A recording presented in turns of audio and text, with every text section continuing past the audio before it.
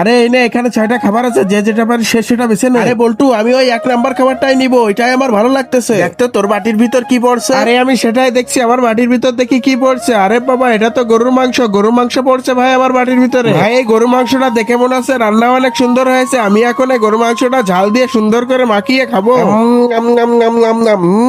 এই গরু মাংসটা খেতে যে কি মজা। আরে শালা বল্টু, তুই যদি না খাইস তা বুঝবিই নে। কাজে গরুর মাংসটা একা একা সুন্দর করে খাচ্ছে আর ওইদিকে বল্টু নালাচ্ছে। আরে শালার মুটকার বাচ্চা, শোন এবার আমি কি করব। আমি লুডুর গুটিটা ফেটাবো, যেই পয়েন্টটা পড়বে সেই পয়েন্টের বাটিটা আমি নিব। এই তো আমার 5 পড়েছে। আচ্ছা ঠিক আছে, আমি তাহলে 5 নাম্বার বাটিটাই নিব। দেখি এবার 5 নাম্বার বাটিতে কি আছে। 5 নাম্বার বাটিতে কি আছে সেটি দেখার আগে বন্ধুরা, একটা মা একটা সন্তানকে কত কষ্ট করে লালন পালন করে মানুষ করে সেটা তো তোমরা সবাই জানো। তাই বলছি, তুমি যদি সত্যিকারের মাকে ভালোবেসে থাকো তাহলে একটা লাইক করে সাবস্ক্রাইব করে যাও। আরে বাপরে, আমার প্লেটে এটা কি বললো? এটা তো করলা শুদ্ধ। আরে আল্লাহ, আমি করলা